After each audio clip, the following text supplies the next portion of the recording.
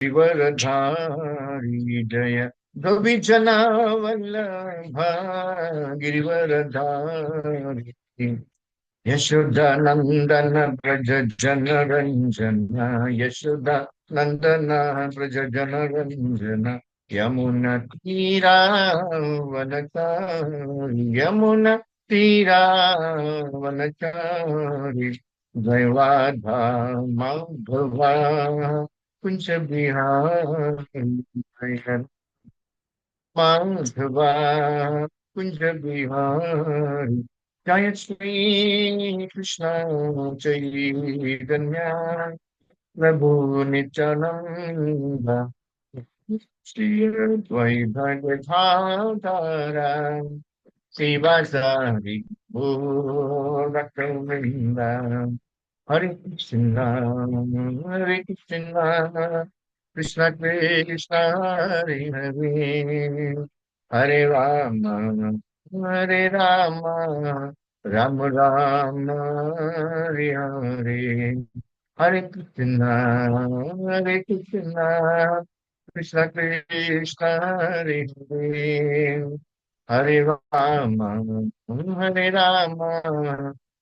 राम राम हरे जय कृष्ण बलराम जय कृष्ण बलराम कृष्ण बलराम जय कृष्ण बलराम जय गौरानिताय जय गौरानिताय गौरानिताय जय गौरानिताय हरि बोल हरि बोल हरि बोल निताय गौर हरि निताय गौर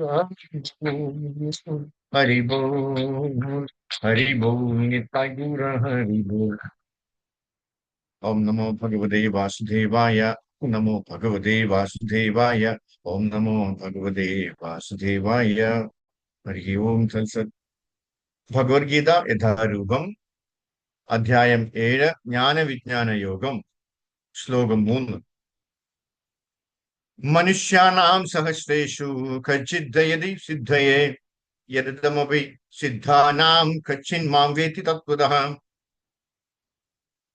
മനുഷ്യാണാം സഹസ്രേഷു കച്ചിത് യദതി സിദ്ധയേ യദതാമപി സിദ്ധാനാം കച്ചിന്മാം വേത്തി സത്വതഃ മനുഷ്യാണാം സഹസ്രേഷു കച്ചിത് യദതി സിദ്ധയേ യദതാമപി സിദ്ധാനാം കച്ചിന്മാം വേത്തി തത്വതഃ ആയിരക്കണക്കിന് ആളുകളിൽ ചിലപ്പോൾ ഒരാൾ പൂർണ്ണത നേടാൻ ഉദ്യമിച്ചേക്കാം. അങ്ങനെ പൂർണ്ണത നേടിയവരിലും ഒന്നിലേറെ പേർ എന്നെ തികച്ചും അറിയുന്നതുമില്ല. ഭാവാർത്ഥം ശില പ്രഭുപാദ് കി ജയ്. മനുഷ്യർ പല വിധത്തിലുള്ളവരാണ്. അനേകായിരങ്ങളിൽ ഒരുവന് മാത്രമേ പരമസത്യം എന്ത്, ശരീരം എന്നാൽ എന്ത്, ആത്മാവ് എന്ത് എന്നെല്ലാം അറിയാൻ യത്നിക്കത്തക്കവണ്ണം അതീന്ദ്രിയ സാക്ഷാത്കാരത്തിൽ താല്പര്യമുണ്ടാകാറുള്ളൂ. പൊതുവെ മനുഷ്യ സമൂഹം ഭക്ഷണം, നിദ്ര, സ്വയം രക്ഷ, കാമപൂർത്തി തുടങ്ങിയ ജന്തു സഹജങ്ങളായ പ്രവൃത്തികളിൽ ഏർപ്പെട്ട് തന്നെ ജീവിതം കഴിച്ചുകൂട്ടുന്നു. അതീന്ദ്രിയ ജ്ഞാനത്തിൽ കൗതുകമുള്ളവർ എത്രയോ ദുർലഭം. ഭഗവത്ഗീതയുടെ ആദ്യത്തെ 6 അധ്യായങ്ങൾ ഉപദേശിക്കപ്പെട്ടിട്ടുള്ളവർക്ക് പെട്ടത് ആർക്കു വേണ്ടിയാണെന്ന് ഇനി പറയുന്നു. ആത്മസാക്ഷാത്കാരം, പരമാത്മ സാക്ഷാത്കാരം, ജ്ഞാനയോഗം, ധ്യാനയോഗം എന്നിവയിലൂടെയുള്ള സാക്ഷാത്കാരം, ആത്മാവും പദാർത്ഥവും തമ്മിൽ വേർതിരിച്ചറിയാൻ എന്നിങ്ങനെയുള്ള അതീന്ദ്രിയ ജ്ഞാനത്തിൽ താല്പര്യമുള്ളവർക്ക് വേണ്ടിയാണത്. എന്നാൽ കൃഷ്ണാബോധമുള്ളവർക്ക് കൃഷ്ണനെ അറിയാൻ കഴിയൂ. മറ്റുള്ള അതീന്ദ്രിയ ജ്ഞാനികൾക്ക് അവ്യക്തിഗത ബ്രഹ്മസാക്ഷാത്കാരം ഉണ്ടാവും. കൃഷ്ണനെ അറിയുന്നതിനേക്കാൾ പ്രയാസം കുറഞ്ഞതത്രേ അത്. പരമപുരുഷനാണ് കൃഷ്ണൻ. അതേസമയം പരമാത്മജ്ഞാനങ്ങൾക്ക് അതീതനുമാണ്. കൃഷ്ണനെ മനസ്സിലാക്കാനുള്ള യത്നത്തിൽ യോഗികളും ജ്ഞാനികളും ആശയക്കുഴപ്പത്തിലാക്കും. അദ്വൈതവാദികളിൽ ശ്രേഷ്ഠനായ ശ്രീഭാരത ശങ്കരാചാര്യർ പോലും തന്റെ ഗീതാഭാഷ്യത്തിൽ കൃഷ്ണനാണ് പരമപുരുഷനായ ഭഗവാൻ എന്ന് സമ്മതിക്കുന്നു. എങ്കിലും അദ്ദേഹത്തിന്റെ അനുയായികൾ അങ്ങനെ വിശ്വസിക്കുന്നില്ല. അവ്യക്തിഗത ബ്രഹ്മത്തെ സാക്ഷാത്കരിക്കുന്നവർക്കും കൃഷ്ണൻ സുഗ്രാഹ്യനല്ലെന്നതാണ് അതിന് കാരണം. കൃഷ്ണനാണ് പരമപുരുഷനായ ഭഗവാൻ. സർവകാരണങ്ങൾക്കും കാരണഭൂതനും ആദിപുമാനുമായ ഗോവിന്ദനും അദ്ദേഹം തന്നെയാണ്. ഈശ്വര പരമ കൃഷ്ണ സച്ചിദാനന്ദ വിഗ്രഹ അനാദിരാദി ഗോവിന്ദ സർവകാരണ കാരണം. ഹരേ കൃഷ്ണ. ഓമജ്ഞാനത്തിനാഞ്ചന ശിലകയ ചക്ഷുരന്മേൽ ശ്രീ ഗുരുവേ നമഃ. नमाओम विष्णुपदाय कृष्णप्रसादाय भूतले श्रीमती जयपताक स्वामी नामनि नमाचार्यपदाय नचाय कृपते गौरी गर कामताय नगर ग्रामताय नमाओम विष्णुपदाय कृष्णप्रसादाय भूतले श्रीमती भक्तिवेदांत स्वामी नामनि नमस्ते सरस्वती देवी गौरी वाणी प्रचारणे शशंगादि पाश्चात्य देश तारणे जय श्री कृष्ण चैतन्य प्रभु नित्यानंद श्री अद्वैत गदाधर शिवासादि गौरी भक्तवृंद हरे कृष्णा कृष्णा कृष्णा हरे हरे हरे राम राम राम हरे हरे ഹരേ കൃഷ്ണ. എല്ലാവർക്കും മറ്റൊരു ഭഗവത്ഗീത ക്ലാസ്സിലേക്ക് സുസ്വാഗതം. ഇന്ന് നമ്മള് 7-ലെ 3-ാമത്തെ ശ്ലോകമാണ് എടുക്കുന്നത്. മനുഷ്യാണാം സഹസ്രേഷു കശ്ചിത് യദതി സിദ്ധയേ യദാമപി സിദ്ധാനാം കശ്ചിൻ മാം വേത്തി തത്വതഃ. ഒരുപാട് പ്രാവശ്യം നമ്മൾ കേട്ടിട്ടുണ്ടാവും ഈ ശ്ലോകം, എല്ലാവർക്കും അറിയുന്നതാണ്. ആയിരക്കണക്കിന് ആളുകളിൽ ചിലപ്പോൾ ഒരാൾ പൂർണ്ണത നേടാൻ ഉദ്യമിച്ചേക്കാം, ആയിരക്കണക്കിന് ആളുകളിൽ ഒരാൾ ശ്രമിച്ചേക്കാം, വേണമെന്നില്ല. അങ്ങനെ പൂർണ്ണത നേടിയവരിലും ഒന്നിലേറെ പേർ എന്നെ തികച്ചും അറിയുന്നതുമില്ല, അല്ലെ? അപ്പൊ 1000-ൽ ഒരാളാണ് ഭഗവാൻ അന്വേഷിച്ച് വരുന്നത്. ഭഗവാൻ അന്വേഷിച്ച് വരുന്ന ആളോ ചിലപ്പോ ഭഗവാനെ പൂർണ്ണമായി അറിഞ്ഞില്ല എന്നും വരും. നോക്കും, ആരാ പറയണേ? ഭഗവാൻ തന്നെയാണ് പറയുന്നത്. അപ്പൊ ഇത് സത്യമല്ലേ, അല്ലേ? അപ്പൊ അതുകൊണ്ടാണ് പ്രഭുപാദർ എപ്പോഴും പറയുന്നത്, കൃഷ്ണാബോധം എല്ലാവർക്കും ഉള്ളത് അല്ലാത്ത ഒരു ശാസ്ത്രമാണ്. അപ്പൊ അത് എല്ലാവർക്കും കിട്ടില്ല എന്നർത്ഥം, അല്ലേ? എത്രയോ ആൾക്കാർ ഇവിടെ ഉണ്ട്, അല്ലെ? അതിൽ എത്ര പേരാണ് ഈ സത്സംഗത്തിൽ ഇന്ന് പങ്കെടുത്തിരിക്കുന്നത്? കോടിക്കണക്കിന് ആൾക്കാരില് ഇത്രയും ആൾക്കാരാണ് അതിന് വരാൻ ഭാഗ്യം കിട്ടിയത്, അല്ലെ? ശ്രമിക്കാത്തോണ്ടല്ല, അവർക്ക് ഭാഗ്യമില്ലാത്തതുകൊണ്ടാണ്, അല്ലെ? ശ്രമിച്ചാലും ചിലപ്പോൾ അവർക്ക് ഭാഗ്യമില്ലാതെ വരും. അത് എല്ലാവർക്കും വേണ്ടിയുള്ളതാണ്, പക്ഷെ, അല്ലെ? എല്ലാവരും ഭഗവാന്റെ മക്കളാണ്. അപ്പൊ ഇത് എല്ലാവർക്കും കൊണ്ട് വേണ്ടിയാണ് ഭഗവാൻ അത് വെച്ചിരിക്കുന്നത്. എന്ത്? കൃഷ്ണാബോധം. പക്ഷെ, അല്ലെ, അതാണ് ഇവിടെ എന്താണ്, അത് എല്ലാവർക്കും വേണ്ടിയുള്ളതാണ്. അത് വളരെ എളുപ്പവും ഉദാത്തവുമാണ്. വളരെ കഷ്ടപ്പെട്ടൊന്നും നമ്മൾ പഠിക്കേണ്ട ആവശ്യമില്ല, അല്ലെ? വളരെ സിമ്പിൾ ആയിട്ട് നമുക്ക് കിട്ടും. എന്നാൽ അതേസമയം മായയുടെ മന്ത്രവും ശക്തിയും വളരെ ശക്തമാണ്. ഞാൻ കഴിഞ്ഞ ക്ലാസ്സിൽ പറഞ്ഞല്ലോ, തൊട്ടടുത്ത് നിൽപ്പുണ്ട ആള് ആര്? മായാദേവി. ഇത് വളരെ എളുപ്പമുള്ളതും അതേസമയം ഉദാത്തവുമായ ആത്മീയ പ്രക്രിയ അംഗീകരിക്കാൻ അനുവദിക്കുന്നതുമില്ല, അല്ലെ? അപ്പൊ മായാദേവി അവിടെ ഇരുന്ന് ഈ പരിപാടികൾ കാണിക്കും, അല്ലെ? നമ്മുടെ ഉള്ളിലോട്ട് കയറിയിട്ട് മായ നമ്മൾ സമ്മതിക്കത്തില്ല, നേരെ പോകാൻ സമ്മതിക്കും, അല്ലെ? എന്തിനാ രാവിലെ എണീറ്റ് ഇതൊക്കെ ചെയ്യുന്നത്? കിടന്നുറങ്ങിക്കോളാം, എന്നിട്ട് നമ്മളെ തട്ടി ഉറക്കും, അല്ലെ? അപ്പൊ നമ്മൾ സുഖമായിട്ട് കിടന്നുറങ്ങും, അല്ലേ? അപ്പൊ മായയുടെ പിടിയിലോട്ട് വീഴാനായിട്ട് വളരെ എളുപ്പമാണ്. പദം പദം വിപദം എന്ന് പറയുന്നത് പോലെ, അല്ലെ? മായാദേവി ഇങ്ങനെ ഇങ്ങനെ നോക്കിയിരിക്കുകയാണ്. യവന്റെ മനസ്സിൽ എന്നാണ് ഒരു ഒരു ഒരു ഒരു ഒരു ഒരു ചെറിയൊരു ചഞ്ചലാട്ടം വരുന്നത്, ഇപ്പൊ വേണം എനിക്ക് ഇടിച്ചു കയറാനെന്ന് പറഞ്ഞു. അപ്പൊ എന്ത് ചെയ്യണം? നമ്മള് എപ്പോഴും വളരെ അലർട്ടായിരിക്കണം, സദാ ഹരിയായിട്ടിരിക്കണം. ഭഗവാന് നമ്മൾ എപ്പോഴും മനസ്സിൽ വെച്ചിരുന്നു കഴിഞ്ഞാല് ഒരു മായയ്ക്കും അതിനകത്തോട്ട് കയറാൻ പറ്റത്തില്ല. മായ അങ്ങ് ദൂരെ നിൽക്കുകയുള്ളൂ. മായയ്ക്ക് ശരിക്കും സന്തോഷമാണ് വരുന്നത്. കാര്യം എന്താണ്? ഇയാള് നന്നായി, അല്ലെ? ഈ കുഞ്ഞ് നന്നായി, അപ്പൊ ഇനി എന്റെ ആവശ്യമില്ല, ഭഗവാൻ ഇനി ഭഗവാന്റെ അടുത്തോട്ട് പോകട്ടെ എന്ന് വിചാരിച്ചിട്ട് മായ തന്നെ മാറി. മായയ്ക്ക് ഭയങ്കര ഹാപ്പിയാണത്. കാര്യം എന്താണ്? മായ ഏൽപ്പിച്ചിരിക്കുന്ന ജോലി നമ്മളെയൊക്കെ നല്ല വൃത്തിയാക്കി ഭഗവാനിൽ എത്തിക്കാനാണ്. അതിനുവേണ്ടി എന്തെങ്കിലുമൊക്കെ ആഗ്രഹം ഉണ്ടെങ്കിൽ അതെല്ലാം സാധിച്ചു തരും ആരുമായാലും, അല്ലെ? നമ്മുടെ ഉള്ളിലൊക്കെ പലതും ഇങ്ങനെ ഒളിഞ്ഞു കിടപ്പുണ്ട്. അതെല്ലാം, അല്ലെ, മായാദേവി മനസ്സിലാക്കി അതിനനുസരിച്ച് ഓരോന്ന് കൊണ്ട് തന്നുകൊണ്ടിരിക്കും, അല്ലെ? അപ്പൊ നമ്മൾ അതിന്റെ പുറകെ പോകും, ഭഗവാൻ മറക്കും. അതാണ് മായാദേവി നമ്മൾ പരീക്ഷിക്കുന്നത്. ആ പരീക്ഷണങ്ങളിലേക്ക് നമ്മൾ ജയിക്കാൻ വേണം നമ്മൾ ശ്രമിക്കാനായിട്ട്. അതിന് നമ്മൾ ഭയങ്കര ഭക്തന്മാരായിരിക്കും, അല്ലെങ്കിൽ അത്രയും താല്പര്യമുള്ള അതീവ ഭക്തിയോടുകൂടി നമ്മൾ ഭഗവാനെ സേവിച്ചാൽ മാത്രമേ നമുക്ക് അതിനുള്ള ശക്തി നമുക്ക് കിട്ടത്തുള്ളൂ, അല്ലെ? അതിനാൽ ലക്ഷക്കണക്കിന് അല്ലെങ്കിൽ ദശലക്ഷക്കണക്കിന് ആളുകളിൽ ഒരാൾക്ക് ആത്മീയ സാക്ഷാത്കാരത്തിൽ താല്പര്യമുണ്ടെന്ന് ഭഗവത്ഗീതയിൽ കൃഷ്ണൻ പറയുന്നു. മനുഷ്യാണാം സഹസ്രേഷു ലക്ഷക്കണക്കിന് ആളുകളിൽ ഒരാൾക്ക് താല്പര്യമുണ്ട്. ഒരു മനുഷ്യൻ, അല്ലെ? ഈ യുഗത്തിൽ മാത്രമല്ല, ഭൗതിക ലോകത്തും ഇതാണ് രോഗം. ആത്മീയ സാക്ഷാത്കാരത്തിൽ ആർക്കും താല്പര്യമില്ല. അതാണ് ഭൗതിക രോഗം. യദാം അഭിസിദ്ധാനാം, ഇന്നത്തെ ശ്ലോകത്തിന്റെ 2-ാമത്തിൽ പറയുന്നുണ്ട്, യദാമതി സിദ്ധാൻ. ആത്മീയ സാക്ഷാത്കാരത്തില് പൂർണ്ണത കൈവരിക്കാൻ ശ്രമിക്കുന്നവരിലോ ആത്മീയ സത്വം യഥാർത്ഥത്തിൽ മനസ്സിലാക്കിയവരിലോ അവരിൽ പലരും അത്തരം നിരവധി ഉയർന്ന ജ്ഞാനികളായ ആളുകളിൽ ഒരാൾക്ക് കൃഷ്ണൻ എന്താണെന്ന് അറിയാൻ കഴിയും. അപ്പൊ ഒരാൾക്ക് മാത്രമാണ് ഭഗവാൻ എന്താണെന്ന് യഥാർത്ഥത്തിൽ മനസ്സിലാക്കാൻ പറ്റുന്നത്, അല്ലേ? ഈ യഥാർത്ഥത്തിൽ മനസ്സിലാവാത്തവരാണ് ഈ എന്താണ് ഇപ്പോഴും സംശയം കൊണ്ട് നടക്കുന്നത്. കാര്യം എന്താണ്? ഇതൊക്കെ പറയുന്നത് ശരിയാണോ? ഭഗവാൻ 16,000 108 ഭാര്യമാര് കല്യാണം കഴിച്ചു എന്നൊക്കെ പറയും. പിന്നെ എങ്ങനെയാണ് ഭഗവാൻ ആ, എന്താണ് ആ, ബ്രഹ്മചാരിയാവുന്നത്, അല്ലേ? ഇതൊക്കെയാണ് ക്വസ്റ്റ്യൻസ്. പിന്നെ നമ്മുടെ മലയാളികളിൽ വേറെ കുഴപ്പമുണ്ട്. എന്താണെന്ന് അറിയാം? ഭഗവാൻ രാധാറാണിയെ കല്യാണം കഴിച്ചില്ലല്ലോ. പിന്നെ അതെങ്ങനെ ശരിയാവും? ഇതൊക്കെയാണ് നമ്മുടെ ഉള്ളിലുള്ള പ്രശ്നങ്ങൾ, അല്ലേ?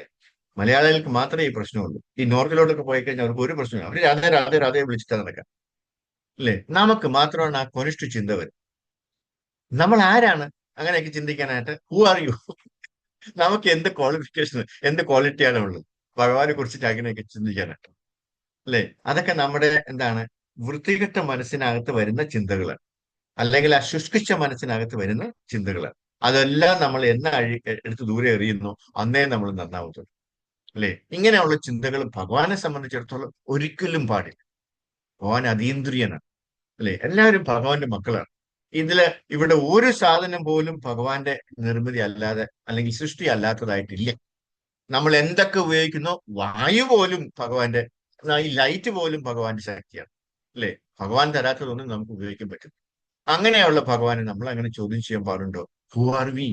നമ്മൾ ആരാണ്? ആലോചിക്കണം. നമ്മൾ എന്താണ്? നമുക്ക് എന്ത് ക്വാളിറ്റി, എന്ത് ക്വാളിഫിക്കേഷൻ ആണുള്ളത്? അങ്ങനെ നമ്മളെ സ്വയം വിശകലനം ചെയ്തു കഴിഞ്ഞാല് പിന്നെ ഉണ്ട്, പിന്നെ നമ്മൾ നന്നാകും.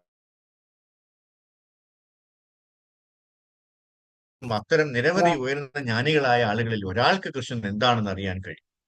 അപ്പൊ അറിയണമെന്നുണ്ടെങ്കിലുള്ള വഴിയാണ് ഞാനിപ്പോ പറഞ്ഞത്, അല്ലെ? ഈ ആവശ്യമില്ലാത്ത ചിന്തകളൊക്കെ അങ്ങോട്ട് മാറ്റി വയ്ക്കാം. അപ്പൊ തീർച്ചയായിട്ടും നമുക്ക് യഥാർത്ഥമായിട്ടുള്ള കാര്യം നമുക്ക് മനസ്സിലാക്കാൻ പറ്റും, അല്ലെ? ഭഗവത്ഗീത വായിച്ച് നമുക്ക് കൃത്യമായിട്ട് മനസ്സിലാക്കാൻ പറ്റും അതിൽ എന്താണ് എഴുതിയിരിക്കുന്നത്, അല്ലെ? പക്ഷെ നേരെ മറിച്ച് നമ്മൾ ആ ആ ആ ആ കലുഷമായിട്ടുള്ള മനസ്സ് വെച്ചിട്ടാണ് വായിക്കുന്നെങ്കിൽ ഒന്നും മനസ്സിലോട്ട് കയറുന്നില്ല, ഒന്നും ഹൃദയത്തിലോട്ട് കയറുന്നില്ല. എന്നാൽ കൃഷ്ണൻ വളരെ ദയാലുവായതിനാൽ എല്ലാവർക്കും തന്നെ തന്നെ വെളിപ്പെടുത്താൻ ഭഗവാൻ ആഗ്രഹിക്കുന്നു. അതാണ് ഭഗവാന്റെ കാരുണ്യം. വെരി വെരി മേഴ്സി, അല്ലെ? കോസ്റ്റ്ലെസ് മേഴ്സിയാണ്. ഒരു അന്തവുമില്ലാത്ത മേഴ്സിയാണ് ഭഗവാൻ. പക്ഷെ എങ്ങനെയെങ്കിലും എന്റെ കുഞ്ഞ് എന്റെ അടുത്തേക്ക് വന്നാൽ മതി എന്ന് പറഞ്ഞു, അല്ലെ? നമ്മൾ ഒരു സ്റ്റെപ്പ് എടുത്താൽ മതി, ഓ എന്റെ കുഞ്ഞ് ദേ വരുന്നു, ഞാൻ ദേ പോകുന്നു, അവനെ ഇങ്ങനെ കൊണ്ടുവരാനായിട്ട്, അവൻ എന്തൊക്കെ വേണോ ഞാൻ എല്ലാം കൊടുക്കുവൻ എന്നും പറഞ്ഞ് ഓടി വരുവാണ് ഭഗവാൻ. നമ്മൾ ഒരു സ്റ്റെപ്പ് എടുത്താൽ മതി, അല്ലേ? രാവിലെ എണീറ്റ് കുളിച്ചു കളയാം. 3:30 അല്ല, പ്രഭു വിളിച്ചതല്ലേ? പൈതൽ പ്രഭുവും ഗോവിന്ദ പ്രഭുവും കൂടെ വിളിയോട് വിളി വിളിച്ചിട്ടാണ്, അല്ലേ? ഇനി അല്ലെങ്കിൽ ഞാൻ വന്നില്ലെങ്കിൽ ഇനിയിപ്പ പ്രഭു ഇപ്പൊ വിളിച്ചോടണം, അല്ലേ? ഇത് ഈ ക്ലാസ് അങ്ങോട്ട് കഴിഞ്ഞ ഉടനെ വിളി എന്ന് വിചാരിച്ചിട്ടെങ്കിലും നമ്മൾ രാവിലെ 3:30 എണീക്കുന്നില്ലേ? ആ 3:30 എണീറ്റാൽ മതി, എന്ത് കാരണം കൊണ്ടും ആയിക്കോട്ടെ, അല്ലെ? ആ എന്ത് കാരണം കൊണ്ട് നമ്മൾ 3:30 എണീറ്റ് കഴിഞ്ഞാല് ഭഗവാൻ വളരെ ഹാപ്പിയാണ്. എന്താണ്? എന്റെ കുഞ്ഞ് ദേ എണീറ്റ് ഇരിക്കുന്നു, അല്ലെ? അവൻ എന്റെ അല്ലെങ്കിൽ അവള് എന്റെ കഥ കേൾക്കാനായിട്ട്, എന്റെ നാമം ജപിക്കാനായിട്ട് എഴുതിച്ചിരിക്കുന്നു, എനിക്ക് വളരെ സന്തോഷമായി, ഞാൻ ഓടിപ്പോയി, അല്ലെ? അവർക്ക് വേണ്ട എല്ലാ കാര്യങ്ങളും ചെയ്തു കൊടുക്കട്ടെ എന്ന് പറഞ്ഞിട്ട് ഭഗവാൻ ഓടി വരും നമ്മൾ, അല്ലെ? നമ്മൾ ഒരു ചെറിയ സ്റ്റെപ്പ് എടുത്തതേ ഉള്ളൂ. അതാണ് ഭഗവാന്റെ കാരുണ്യം. ഭഗവാൻ ഈസ് വെരി വെരി മെർസിഫുൾ. കൃഷ്ണനെ സ്വീകരിക്കാൻ നാം ആകാംക്ഷയുള്ളതിനേക്കാൾ നമ്മെ സ്വീകരിക്കാൻ കൃഷ്ണൻ കൂടുതൽ ആകാംക്ഷയുള്ളവനാണ്, അല്ലെ? നമുക്ക് ഇച്ചിരിയേ ഉള്ളൂ, പക്ഷെ ഭഗവാൻ ഒത്തിരി ഉണ്ട്. അതിനാൽ ഭഗവാൻ കൃഷ്ണൻ തന്റെ വ്യക്തിത്വത്തിൽ പരമദിവ്യോത്തമ വ്യക്തമായ കൃഷ്ണനായി വരുന്നു. ചിലപ്പോൾ ഭഗവാൻ തന്റെ പ്രതിനിധിയായിരിക്കും, അല്ലെ? എപ്പോഴും ഭഗവാൻ വന്നൊന്നുമില്ല, ചിലപ്പോൾ ഭഗവാന്റെ ഒരു പ്രതിനിധിയായി, അല്ലെ? നമ്മളെ പ്രഭുപാദരെ പോലെയുള്ള ആൾക്കാരായിരിക്കും. ചിലപ്പോൾ ഭഗവാൻ തന്റെ മകനെ ഒരു യഥാർത്ഥ ഭക്തനെ അയക്കും, അല്ലെ? ഒരു ഭക്തനായിട്ട് തന്നെ അയക്കും. ദയവായി, അല്ലെ? ഭഗവാൻ സ്വയം ഒരു ഭക്തൻ, അല്ലെങ്കിൽ ചിലപ്പോൾ ഒരു ഭഗവാൻ എന്ത് ചെയ്യും? ഭഗവാൻ സ്വയം ഭക്തനായി വരുന്നു. ചൈതന്യ മഹാപ്രഭു, അല്ലെ? നമ്മൾ എങ്ങനെയാണ് ഒരു ഭക്തനായിട്ട് ഇരിക്കേണ്ടത് എന്ന് കാണിക്കാൻ വേണ്ടിയാണ് ചൈതന്യ മഹാപ്രഭുവായിട്ട്, അല്ലെ? ചൈതന്യ മഹാപ്രഭു എന്നതിന് 3 റീസൺസ് ഉണ്ട്. അത് നമുക്ക് എല്ലാവർക്കും അറിയാം, അല്ലെ? അദ്വൈതാചാര്യയുടെ ക്ഷണപ്രകാരമാണ് അദ്ദേഹം ഈ ലോകം വളരെ മോശപ്പെട്ടുകൊണ്ടിരിക്കുന്നു, അങ്ങ് വന്നേ പറ്റുള്ളൂ എന്തെങ്കിലും വഴി, അല്ലെ? അങ്ങ് വന്നേ പറ്റുള്ളൂ, അങ്ങേ വന്നേ പറ്റുള്ളൂ, അങ്ങേ വന്നിട്ട്. അതുകൊണ്ടാണ് അദ്ദേഹം വന്നത്. പിന്നെ അദ്ദേഹത്തിന് അറിയണം, ഈ എന്റെ ഭക്തന്മാരൊക്കെ എന്റെ കാലിൽ വന്ന് തൊട്ടിട്ട് എന്താണ് അവർക്ക് സാധിക്കുന്നത്, അല്ലെ? അവർക്ക് എന്തോ ഒരു അനുഭൂതി ഉണ്ടല്ലോ, അതെനിക്കറിയണം. ഭഗവാൻ അറിഞ്ഞിടത്ത ഒരു കാര്യമായിരുന്നു, അല്ലെ?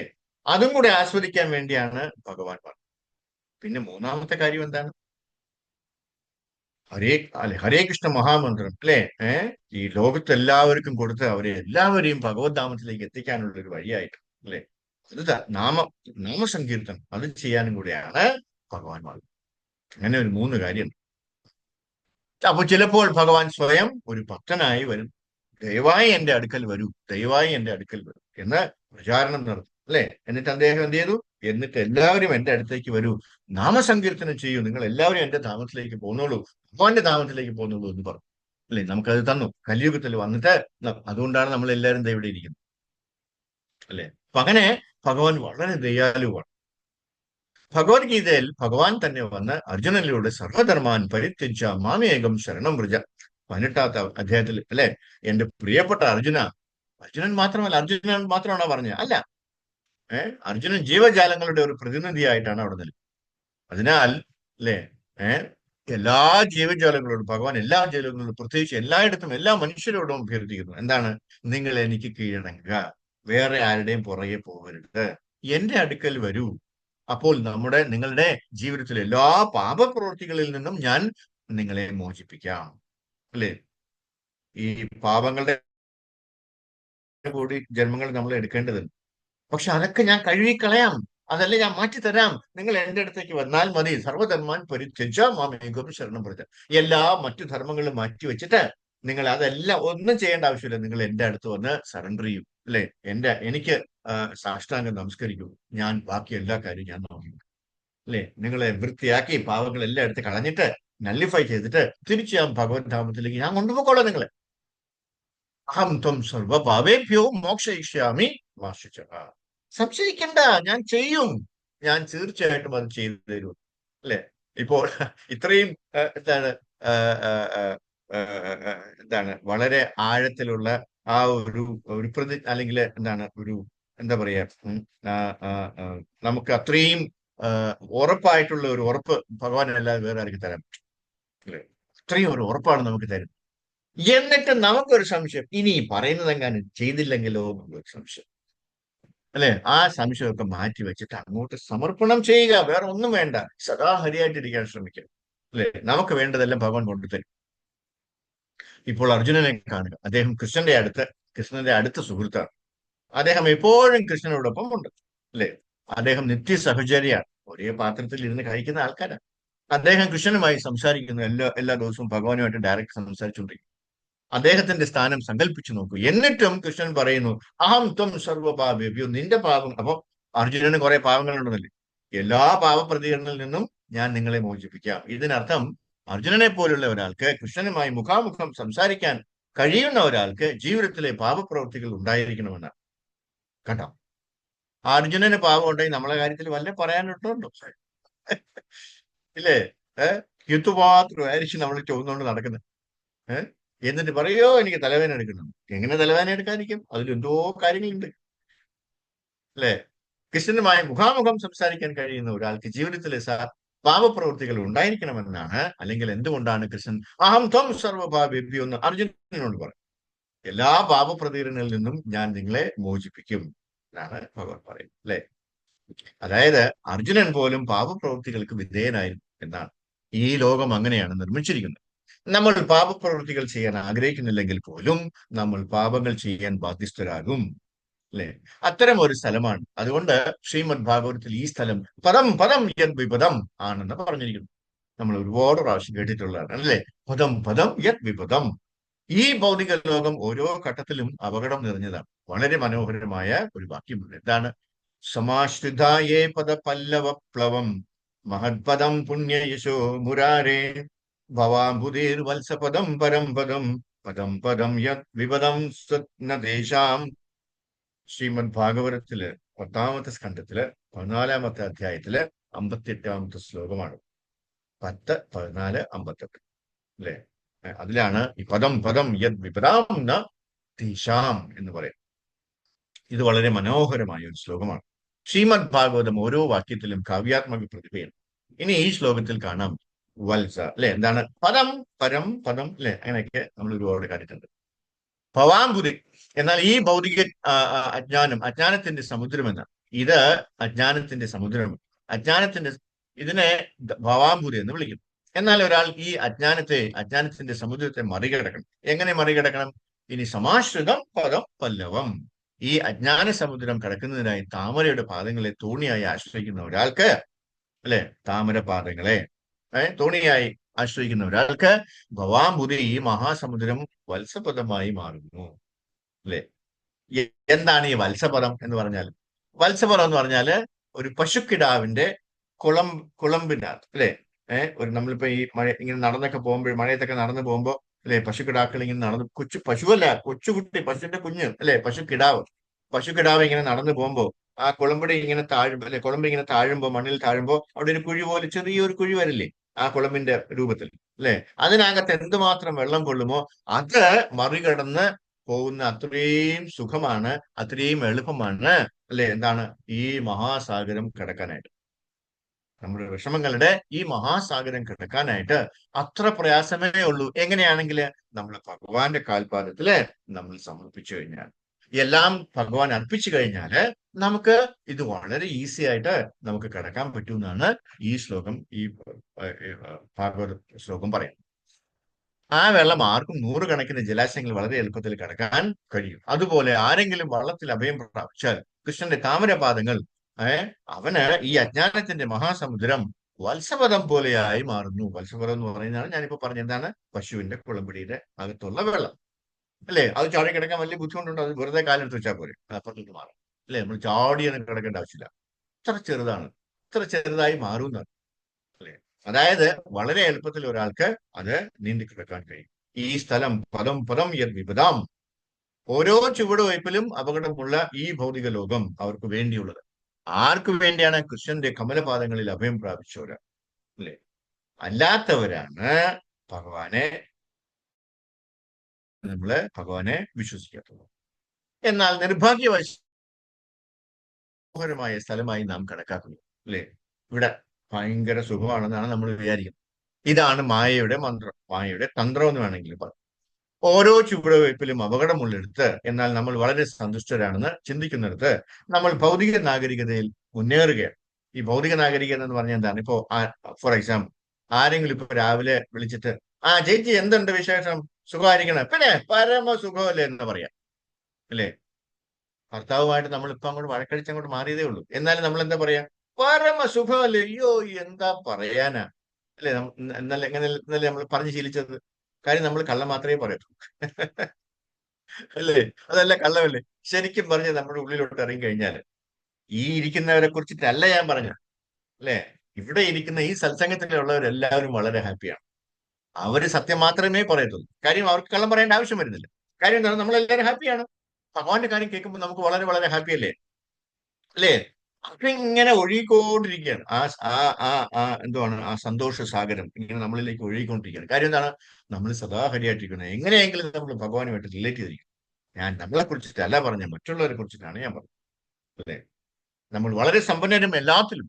ഇതിനെയാണ് മായ എന്ന് വിളിക്കുന്നത്. ഈ ഭൗതിക ലോകത്ത് ഓരോ ചുവടുവയ്പിലും അപകടമുണ്ടെന്ന്, അല്ലെ, അവന് മനസ്സിലാക്കാൻ കഴിയില്ല, അല്ലെ. ഭൗതികതയിൽ ജീവിച്ചിരിക്കുന്ന ഒരാൾക്ക് അത് മനസ്സിലാക്കാൻ സാധിക്കില്ല. ഉദാഹരണത്തിന് നമ്മള് തെരുവ് മുറിച്ചു കിടക്കാൻ സാധ്യതയുണ്ട്. അതായത് ഈ സീബ്ര ക്രോസില്, അല്ലെ, അല്ലെങ്കിൽ ഒരു റോഡ്, മെയിൻ റോഡ് മുറിച്ചു കിടക്കുക എന്ന് പറയുന്നത് നമ്മൾ നോക്കുമ്പോൾ അവിടെയും ബസ്സില്ല, ഇവിടെയും ബസ്സില്ല, ഇവിടെയും കാറില്ല, അവിടെയും കാറില്ല, ഒരു സൈക്കിളും ഇല്ല, അല്ലേ. പക്ഷേ എപ്പോഴാണ് എന്തെങ്കിലുമൊക്കെ, പ്രത്യേകിച്ച് ഇപ്പോഴത്തെ മോട്ടോർ കാറുകളിലാണെങ്കിൽ ഒരു സൗണ്ടും ഇല്ലാതെ വരിക, ഇലക്ട്രിക് ആയതുകൊണ്ട് എന്ന് പറഞ്ഞ് ഒറ്റ പോക്കാം, അല്ലേ. നമ്മൾ പോലും അറിയത്തില്ല.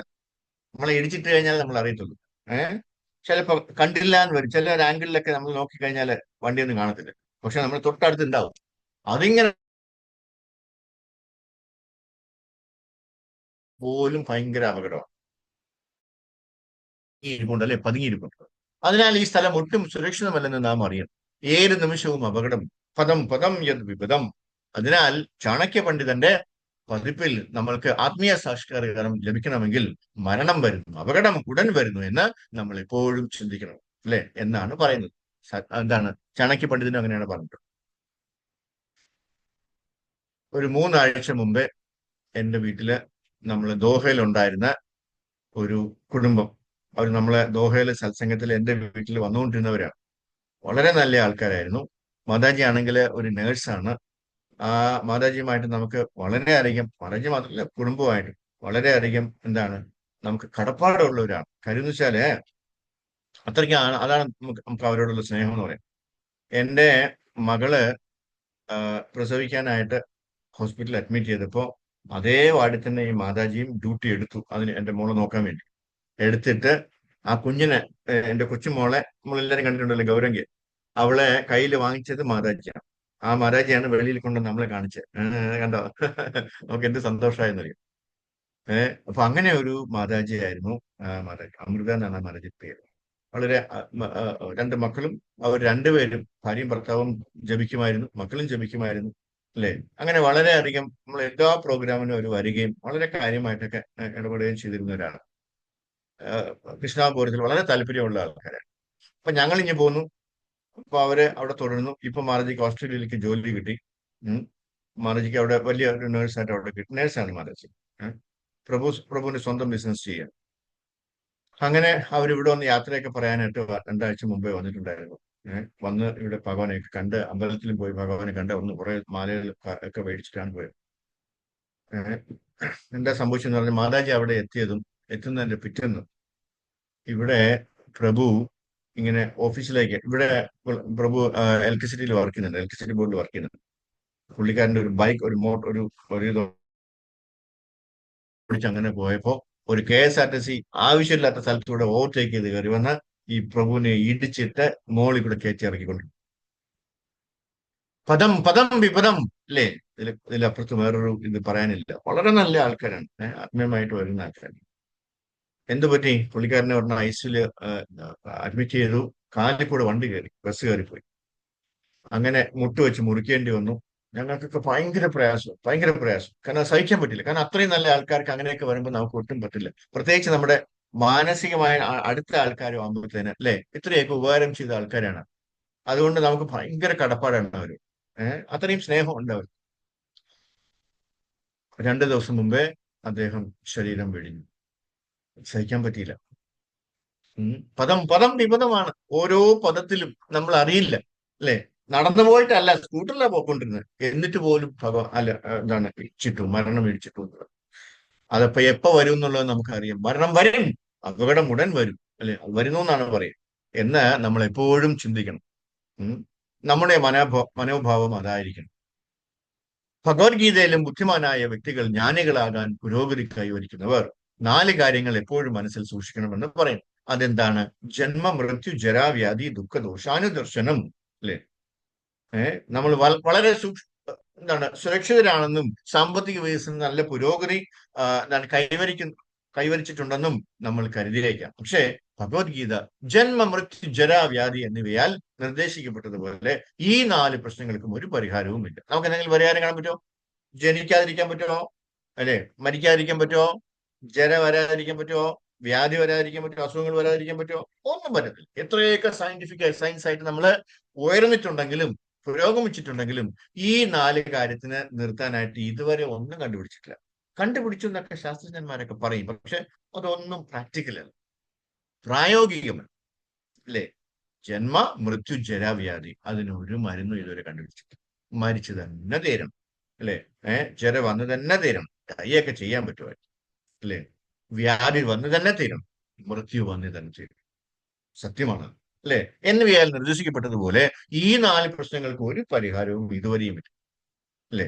ജനനത്തിന് ഒരു പരിഹാരവും ഇല്ല. ലോകമെമ്പാടും ജനന നിയന്ത്രണത്തിനായി വളരെയധികം ശ്രമങ്ങൾ നടക്കുന്നുണ്ട്. പക്ഷേ ഇപ്പോഴും ഓരോ മിനിറ്റിലും അല്ലെങ്കിൽ ഓരോ സെക്കൻഡിലും ജനസംഖ്യയുടെ 1% വർദ്ധിച്ചുകൊണ്ടേയിരിക്കുകയാണ്.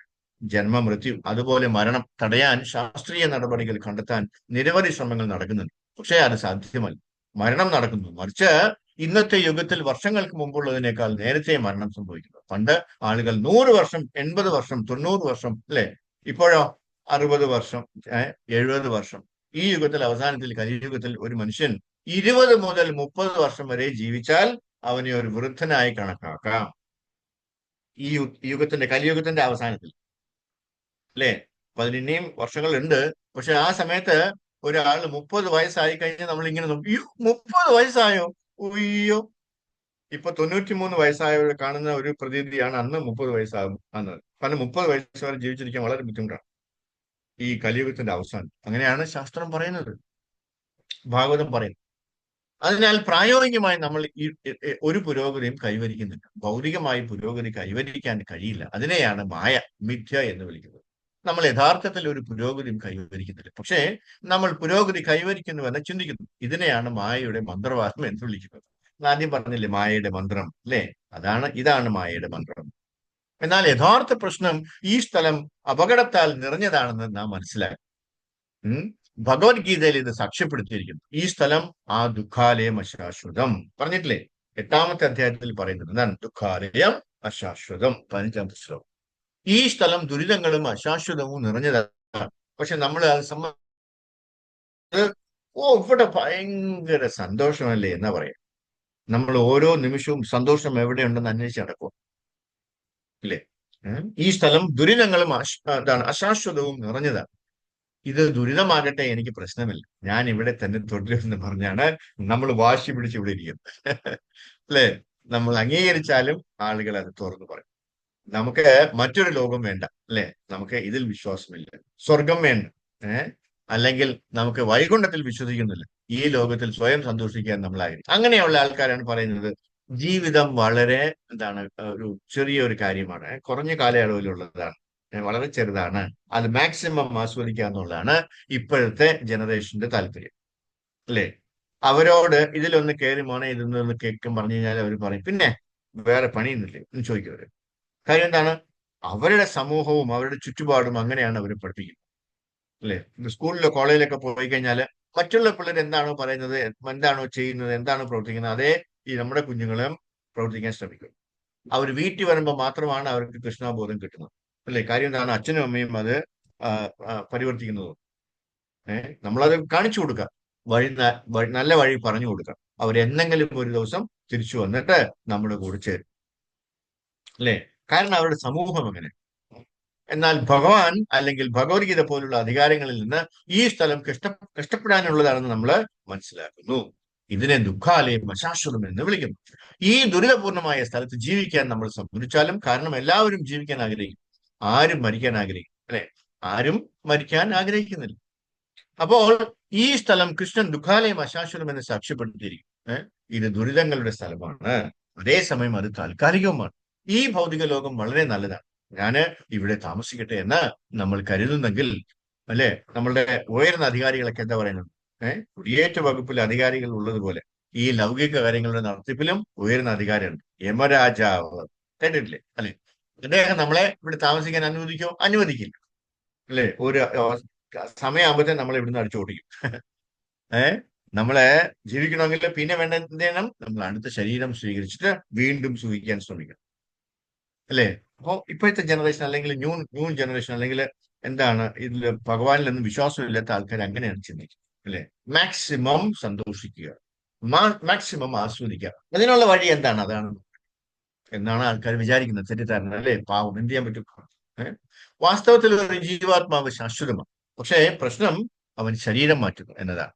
ഈ ഭൗതിക ലോകം നമുക്ക് അന്യമാണ്. ഈ ഭൗതിക ലോകം നമ്മള് ആത്മീയ ലോകത്തിൻ്റെതാണ്. ജീവിതം ശാശ്വതവും ജീവിതം ആനന്ദപൂർണവും അജ്ഞത ഇല്ലാത്തതുമായ ലോകത്തിൻ്റെതാണ്. നമ്മൾ ബ്രഹ്മസംഹിതയിലും മറ്റു വേറെ സാഹിത്യങ്ങളിലും കൃഷ്ണന്റെ ശരീരം വിവരിച്ചിരിക്കുന്നത് പോലെ ഈശ്വര പരമ കൃഷ്ണ സച്ചിദാനന്ദ വിഗ്രഹ, അല്ലെ? എന്താണ് സച്ചിത് ആനന്ദ വിഗ്രഹ, അല്ലെ? ഭഗവാന്റെ ശരീരം ആത്മീയമാണ്, നിത്യമാണ്, നിത്യതയാണ്, സത്താണ്, അല്ലെ? ചിത്താണ്, അറിവ്, ആനന്ദം എന്നിവയാൽ നിർമ്മിച്ചതാണ്. ആനന്ദം എന്നിവയാൽ, അല്ലെ? ആനന്ദമൊക്കെ നിറഞ്ഞിരിക്കുകയാണ് ആ ശരീരത്തിൽ. വേദങ്ങളിൽ പരമപുരുഷനായ ഭഗവാനെ കുറിച്ചോ പരമസത്യത്തെക്കുറിച്ചോ ദണ്ഡസൂത്രത്തിൽ ആനന്ദമയോ അഭ്യാസ, അല്ലെ എന്ന് പറഞ്ഞിരിക്കുന്നു. സ്വഭാവത്താൽ അവൻ ആനന്ദം നിറഞ്ഞവനാണ്. പരമസത്യം എന്താണ്? ആത്മാവ് ആനന്ദം നിറഞ്ഞവൻ, പരമപുരുഷൻ. കൃഷ്ണന്റെ ചിത്രം നമ്മൾ കാണും, എന്താണ് ഭഗവാൻ എപ്പോഴും വളരെ നല്ല നല്ല ബ്ലിസ് ആയിട്ടുള്ള നിൽക്കുക. ആനന്ദ ചിന്മയ രസപ്രതിഭാവി താവി, അല്ലെ? ഭഗവാൻ ആനന്ദത്തിൽ ആസ്വദിക്കും. ഈ രാധയും കൃഷ്ണനും അത് ആനന്ദമാണ്. പക്ഷെ ഈ ആനന്ദം ഇവിടെയുള്ളത് പോലെയല്ല. ചെറുപ്പക്കാരും പെൺകുട്ടികളും അവർ ആസ്വദിക്കുന്നു, അല്ലെ? അത് അങ്ങനെയുള്ള കാരണം ഇവിടെ ആനന്ദം താൽക്കാലികമാണ്, അത് ശാശ്വതമല്ല. പക്ഷെ ആ ആനന്ദം രാധാകൃഷ്ണ പ്രണയ വികൃതി ശാശ്വത ആനന്ദമാണ്, അല്ലെ? അവരെ കാണിക്കുന്നതെല്ലാം ശാശ്വതമാണ്. അതുകൊണ്ട് ഭഗവാൻ കൃഷ്ണൻ എല്ലാവരോടും നിങ്ങൾ എന്റെ അടുക്കിലേക്ക് വരൂ, ഇവിടെ നിങ്ങൾക്ക് ഈ ശാശ്വതാനന്ദം എന്നോടൊപ്പം നിങ്ങൾക്കും ആ ശാശ്വതാനന്ദം ലഭിക്കുമെന്നാണ് ഇവിടെ നമുക്ക് വാക്ക് തരുന്നത്, അല്ലെ? നമ്മള് സ്നേഹ കാര്യങ്ങൾ തേടുകയാണ്. എവിടെ സ്നേഹം കിട്ടും എന്ന് പറഞ്ഞ് അന്വേഷിച്ച് നടക്കും. എന്നാൽ ഇവിടെ ഈ ഭൗതിക ലോകത്തില് യഥാർത്ഥത്തിൽ സ്നേഹമില്ല, അല്ലെ? പ്യുവർ ലവ് എന്ന് പറയുന്നത് ഈ ലോകത്തില്ല എന്നാണ് ശാസ്ത്രം പറയുന്നത്. അത് ഇവിടെ ഉള്ളത് പിന്നെ എന്താണ്? എല്ലാവരും പറയില്ല ഐ ലവ് യു എന്നൊക്കെ. അതെന്താണ്? വെറും കാമം മാത്രം, അല്ലെ? അത് കാമം മാത്രമെന്നാണ് ശാസ്ത്രം പറയുന്നത്. ഇത് സ്നേഹമാണെന്ന് നമ്മൾ അംഗീകരിച്ചാലും അത് നിലനിൽക്കില്ല, അത് അവസാനിക്കും. അതിനാൽ വേറെ സാഹിത്യത്തിൽ നമുക്ക് രമന്തേ യോഗിന അനന്തേ എന്ന് കാണും. ചൈതന്യ ചരിതാമൃതത്തിൽ പറയുന്നു, യോഗികളായവർ അതീന്ദ്രിയവാദികൾ, അവരും നമ്മളിൽ ഓരോരുത്തരും ആനന്ദം തേടുകയാണ്. ആനന്ദ. പക്ഷേ യോഗികൾ ഒന്നുകിൽ ഈ ജ്ഞാനയോഗി, അല്ലെങ്കിൽ ധ്യാനയോഗി, അല്ലെങ്കിൽ കർമ്മയോഗി, അല്ലെങ്കിൽ ഭക്തിയോഗി, വ്യത്യസ്ത തരം യോഗികളുണ്ട്. എന്നാൽ യോഗി എന്നാൽ ശാശ്വതമായ സന്തോഷവുമായി സ്വയം ബന്ധപ്പെടാൻ ആഗ്രഹിക്കുന്ന വ്യക്തി എന്നാണ് അർത്ഥമാക്കുന്നത്. എന്താണ് ശാശ്വതമായ ആനന്ദം? ഭഗവാനാണ്. അതിനെ യോഗി എന്ന് വിളിക്കും. ഈ താൽക്കാലിക ഭൗതിക സന്തോഷത്തിൽ തൃപ്തനല്ലാത്തവർ, അല്ലെ, അവരാരും താൽക്കാലികമായിട്ടുള്ള സന്തോഷത്തിൽ തൃപ്തരല്ല. അവർക്ക് ശാശ്വതമായിട്ടുള്ള സന്തോഷമാണ് താല്പര്യം, അല്ലെ?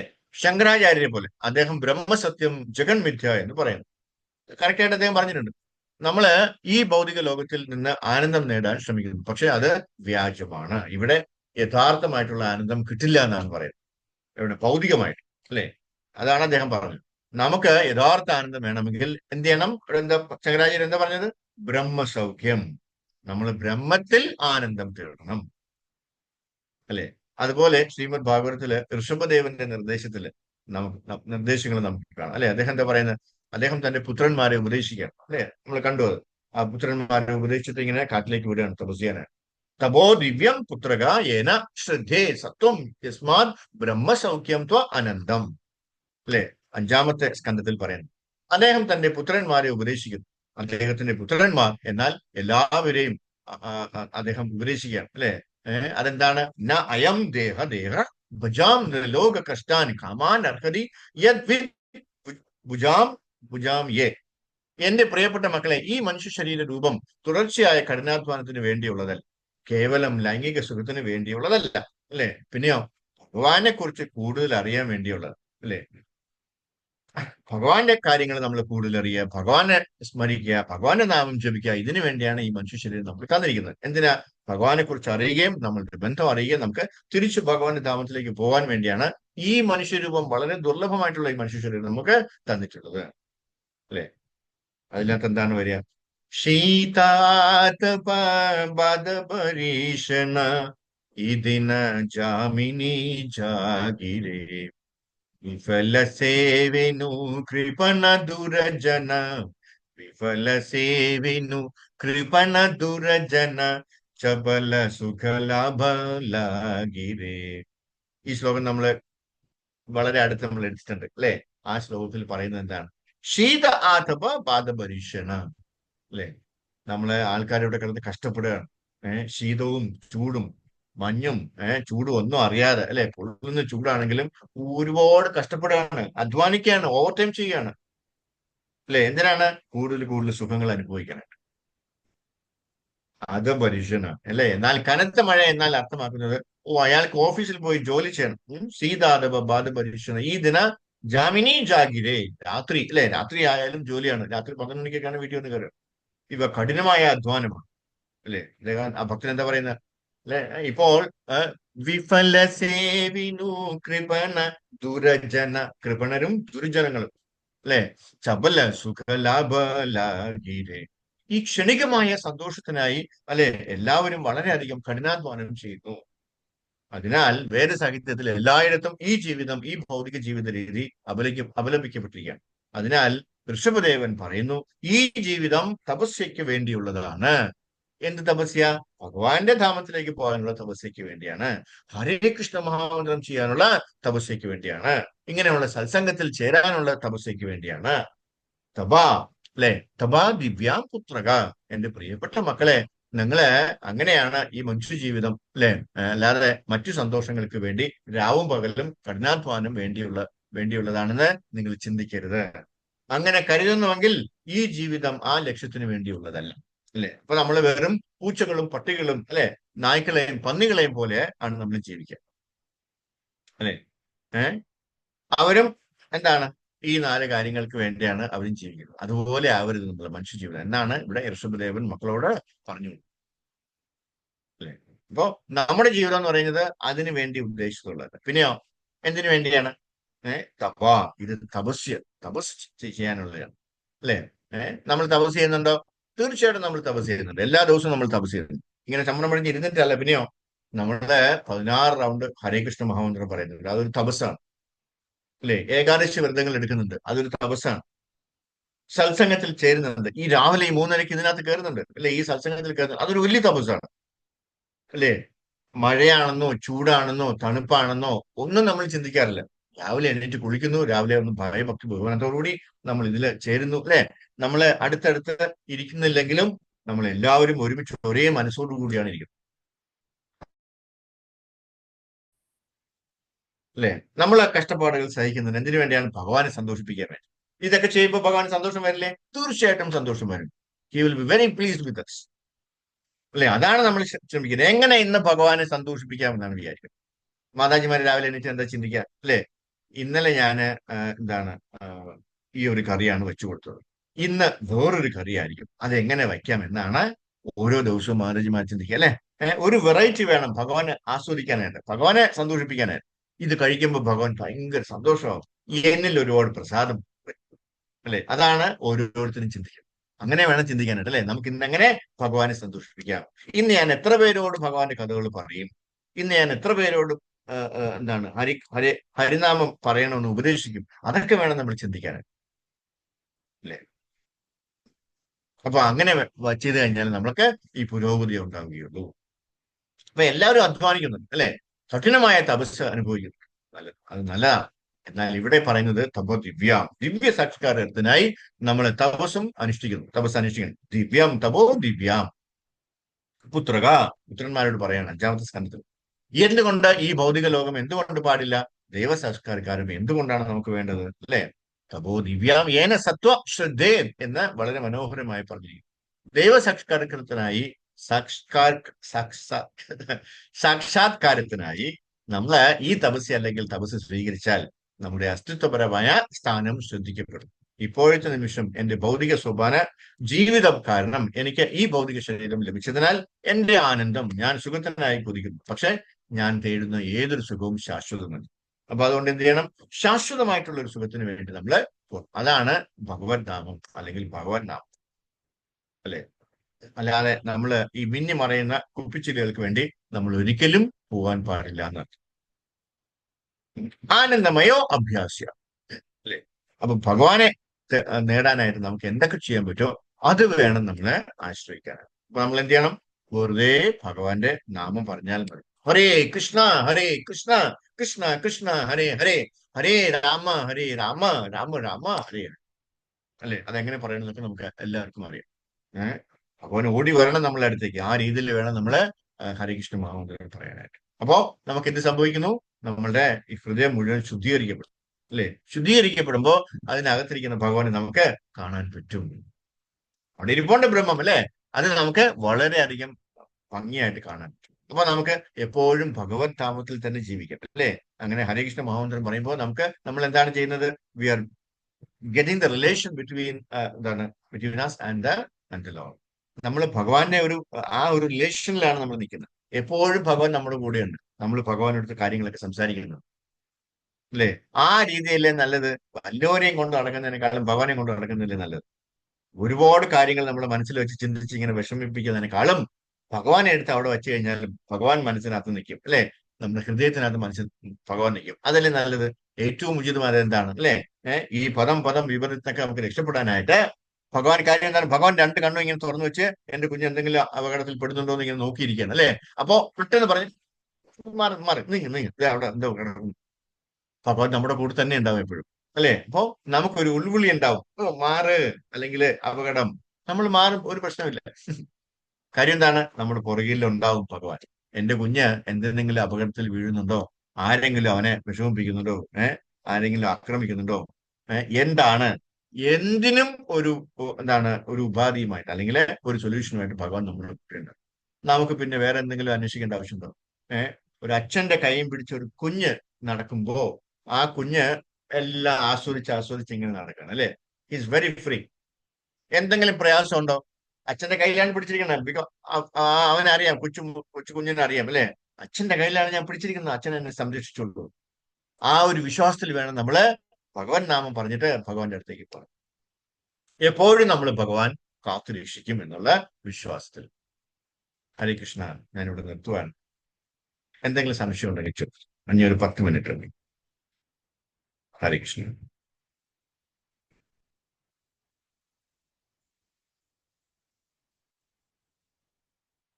ഹരേ കൃഷ്ണ. ഞാൻ പറയുന്നത് കേൾക്കുന്നുണ്ടോ? ഹരേ കൃഷ്ണ. ഹരേ കൃഷ്ണ. ഹരേ കൃഷ്ണ പ്രഭു. ഹരേ കൃഷ്ണ. ഹരേ കൃഷ്ണ. പിന്നെ അദ്വൈതാചാര്യൻ 3 കാര്യങ്ങളാണ് ആവശ്യപ്പെട്ടെന്ന് പറഞ്ഞു. 3 കാര്യത്തിന് വേണ്ടിയാണ് ചൈതന്യ പ്രഭു മഹാപ്രഭു എന്നു പറഞ്ഞു. അതിൽ രണ്ടാമത്തെ എന്തുവായിരുന്നു? ആദ്യത്തേത് എന്തുവായിരുന്നു? അദ്വൈതാചാര്യന്റെ ആവശ്യപ്രകാരമാണ് ചൈതന്യ മഹാപ്രഭു മനുഷ്യനെ ഇതിൽ നിന്ന് രക്ഷിക്കാൻ വേണ്ടി, നന്നാക്കാൻ വേണ്ടി, മനുഷ്യനെ ഇവിടെ കിടന്ന് കഷ്ടപ്പെടുകയാണ് വളരെ വരാൻ വേണ്ടി ആവശ്യപ്പെട്ടു. അങ്ങനെ അദ്വൈതാചാര്യ വളരെ കരഞ്ഞ് ഭഗവാനോട് പ്രാർത്ഥിക്കുകയാണ്, എങ്ങനെയെങ്കിലും വന്നേ പറ്റുള്ളൂ ഭഗവാനെ എന്ന്. രണ്ടാമത്തെ കാര്യം എന്താണ്? അത് നോട്ട് ചെയ്തില്ല. ആരെങ്കിലും നോട്ട് ചെയ്തിട്ടുണ്ടോ? 3 കാര്യമാണ് പറഞ്ഞത് അല്ലേ? രണ്ടാമത്തെ കാര്യം. മൂന്നാമത്തെ കാര്യം നമുക്കറിയാം. അത് ഹരേ കൃഷ്ണ മഹാമന്ത്രം പ്രചരിപ്പിക്കുന്നു. രണ്ടാമത്തെ കാര്യം എന്ന് പറയുന്നത് ആർക്കെങ്കിലും അറിയാമോ? പറയാമോ? എന്റെ ഭക്തനെ എന്റെ കാര്യം നമസ്കരിക്കുന്നു. Yes yes. എന്റെ ഭക്തന്മാരൊക്കെ എന്തോ ആനന്ദം അനുഭവിക്കുന്നുണ്ട്. അതെന്താണെന്ന് അറിയാനായിട്ട് അല്ലേ? കൊച്ചു ഭഗവാനെ കണ്ടിട്ടില്ലേ? ആലിലെ കണ്ണൻ ഇങ്ങനെ കാലെടുത്ത് ഇങ്ങനെ കടിക്കുന്ന കണ്ടിട്ടുണ്ട്. അതെന്തിനാണെന്നറിയാം? എല്ലാവരും വന്ന് എന്റെ കാലൊക്കെ തൊട്ടിട്ട് പോകുന്നു. അവർക്ക് എന്ത് സുഖമാണ് കിട്ടുന്നത് അല്ലേ? അതിലെന്തെങ്കിലും പ്രത്യേകിച്ച് മധുരം വല്ലതും ഉണ്ടോന്ന് പറഞ്ഞിട്ടാണ് ഭഗവാൻ അത് ഇങ്ങനെ ഉറിഞ്ചു നോക്കും, ആ കാലിന്റെ തള്ളവെല്ലാം ഉറിഞ്ചു നോക്കും. അപ്പൊ അത് അനുഭവിക്കാനുള്ള രാധാറാണി പറഞ്ഞിട്ടുണ്ട്. ഇത് ഭഗവാൻ പറഞ്ഞ് മനസ്സിലാവില്ല. രാധാറാണി പറഞ്ഞു, മൂത്തോക്കി പറഞ്ഞു. എന്താണ്? ഭഗവാൻ ഈ ഒരൊറ്റ കാര്യം, എല്ലാ കാര്യവും ഭഗവാൻ അറിയാം, ഭഗവാൻ എല്ലാം മനസ്സിലാവും. പക്ഷെ ഈ ഒരൊറ്റ കാര്യം, ഞങ്ങൾ അനുഭവിക്കുന്ന ആനന്ദം എന്താണെന്ന് ഭഗവാൻ ഒരിക്കലും പറഞ്ഞാൽ മനസ്സിലാവില്ല. അങ്ങനെ ഒരു കാര്യമുണ്ടോ? എന്നാ പിന്നെ അത് അറിയണമല്ലോ എന്ന് പറഞ്ഞിട്ടാണ് ചൈതന്യ മഹാപ്രഭു വന്നത്. എന്തിനാണ്? ഈ ഭക്തന്മാർ അനുഭവിക്കുന്ന ആ ആനന്ദം സ്വയം അനുഭവിക്കാനാണ്. അതാണ് രണ്ടാമത്തെ കാര്യം അല്ലെ? രണ്ടാമത്തെ. മൂന്നാമത്തത് എന്താണ്? ഹരികൃഷ്ണ മഹാമന്ത്രം പ്രചരിപ്പിക്കുന്നതിന് വേണ്ടി നമ്മളെ പോലെയുള്ള പരിതാത്മാക്കൾക്ക് തന്ന് നമ്മളെയൊക്കെ രക്ഷിച്ച് ഭഗവാന്റെ ധാമത്തിലേക്ക് കൊണ്ടുപോകാൻ വേണ്ടിയാണ്, ആ മന്ത്രം പ്രചരിപ്പിക്കാൻ വേണ്ടിയാണ് ഭഗവാൻ വന്നത്. ഹരേ കൃഷ്ണ. Thank you Maharaj. ഹരേ കൃഷ്ണ. ഹരേ കൃഷ്ണ.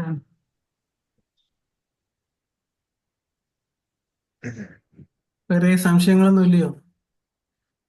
ഹരേ കൃഷ്ണ. പ്രഭു ഒരു സംശയം ചോദിച്ചോട്ടെ? ഹരേ കൃഷ്ണ. പ്രഭു, ഭഗവാന്റെ അടുത്ത് 3 തരത്തിലുള്ള ഓടക്കുഴലുകൾ ഉണ്ടായെന്ന് കേട്ടു. അതിനെ കുറിച്ചൊന്ന് പറഞ്ഞുതരാമോ? അത് 3 വായിക്കുന്നത് 3 അവസരങ്ങളിലായിരിക്കുമെന്നാണ് ഇങ്ങനെ കേട്ടത്. അതിനെ കുറിച്ചൊന്ന് പറഞ്ഞുതരും. ഹരേ കൃഷ്ണ. പെട്ടെന്ന് ചോദിച്ചു കഴിഞ്ഞാൽ എന്റെ അടുത്ത് ആ ഉത്തരം ഇപ്പൊ ഇല്ല. കാരണം ഓരോ ഓടക്കുഴലിനും അതിൻ്റെതായ പേരുണ്ട് മഹാരാജി. പിന്നെ കാര്യം പ്രഭു ഭഗവാൻ ഒരു ഓടക്കുഴലിൽ വിളിക്കുന്ന രാധാറാണിയെ അവിടെ സംസാരിക്കാനാണ്. അപ്പൊ രാധാറാണി മാത്രമേ അത് കേൾക്കത്തുള്ളൂ, വേറെ ആരും കേൾക്കത്തില്ല ആ ഓടക്കുഴലിൽ വിളിച്ചാൽ. അതാണ് എന്റെ പ്രത്യേകത. പിന്നെ പശുക്കളെ വിളിക്കാനായിട്ട് ഒരു ഓടക്കുഴലുണ്ട്. നമ്മുടെ അദ്ദേഹത്തിന്റെ കൂട്ടുകാരെ വിളിക്കാനായിട്ട്, ഗോപമാരെയും ഗോപികമാരെയും വിളിക്കാനായിട്ട് വേറൊരു ഓടക്കുഴൽ. അപ്പൊ അതിനൊക്കെ ഓരോ ട്യൂണാണ്. അത് ഇവർ മാത്രമേ കേൾക്കത്തുള്ളൂ എന്നാണ് പറയുന്നത് ശാസ്ത്രം. വേറെ ആർക്കും കേൾക്കാൻ പറ്റില്ല. കാരണം ഓരോ ആവശ്യത്തിനാണ് ഭഗവാൻ ഓരോ ഓടക്കുഴലും ഉപയോഗിക്കുന്നത്. അത് ഭഗവാൻ മാത്രമേ ആ ട്യൂൺ അറിയാൻ പറ്റൂ. ഭഗവാനും ആ കേൾക്കുന്നവർക്ക് മാത്രമേ അറിയാവൂ. എനിക്ക് ഇപ്പൊ ഇത്രേ പറയാൻ അറിയുന്നുള്ളൂ മഹാരാജി. ഒരുപാട് കഥകളുണ്ട്, പക്ഷെ അത് ഞാൻ അത് റെഫർ ചെയ്താലേ പറയാൻ പറ്റും. കാരണം അതിനൊക്കെ ഓരോന്നിനും ഓരോ പേരുണ്ട്, അതൊക്കെ ഞാൻ മറന്നുപോയി. മഹാരാജി പറഞ്ഞത് ശരിയാണ്. ഹരേ കൃഷ്ണ. ഹരേ അതിൽ കൃഷ്ണ. മൂന്നാണോ കൂടുതലുണ്ടോ എന്നുള്ളതാണ് സംശയം. പ്രഭു ഹരേ കൃഷ്ണ. ഹരേ കൃഷ്ണ. ഓടക്കുളിന്റെ പേര് വേണമെങ്കിൽ ഞാൻ പറയാം. പക്ഷെ പറയൂ ഏതിനെ പറയൂ മഹാരാജ്. അറിയത്തില്ല. വേണു, വംശി, ആ മുരളി എന്നാണ്. ആ ഏതിനൊക്കെയാണ് ഏതാണ് ഉപയോഗിക്കുന്ന കാര്യം അറിയത്തില്ല. അതിനെ റെഫർ ചെയ്താലേ അറിയാൻ പറ്റും. വേണു, വംശി, മുരളി ഇങ്ങനെ പോകാൻ. കറക്റ്റ് ആണ്. ഹരേ കൃഷ്ണ. ഹരേ കൃഷ്ണ. വംശി പ്രിയ സഖി ബ്രഹ്മസംഹിത പറയുന്നില്ലേ പ്രഭു? വംശി പ്രിയ സഖി ചിദാനന്ദം ജ്യോതിഹി പരമഭി കഥാസ്വാദ്യമഭി ച സയത്ര ക്ഷീരാബ്ധി ശ്രവതി സുരഭി വൃച്ച സുമഹാൻ നിമേഷാർത്ഥാഖ്യോ വ്രജതി നഹി യത്രാപി സമയഃ ഭജേശ്വര ദീപം തമഹമിഹ ഗോലോകമിതീയം വിദന്തസ്തേ സന്തഖ ക്ഷിതി വിരള ചരാകദീപയേ. എന്നിട്ട് ഞാനൊന്നും കണ്ടത്തില്ല. കാര്യം അവരുടെ സെലക്ഷൻ അല്ലായിരുന്നു. പോട്ടെ, നമ്മൾ ഒരുപാട് കേസ് ഞാനിത് ചെയ്യുന്നതുകൊണ്ട് ഹരേ കൃഷ്ണ മഹാരാജി. നാട്ടുകാരെ മുഴുവൻ കേൾക്കുന്നുണ്ട്.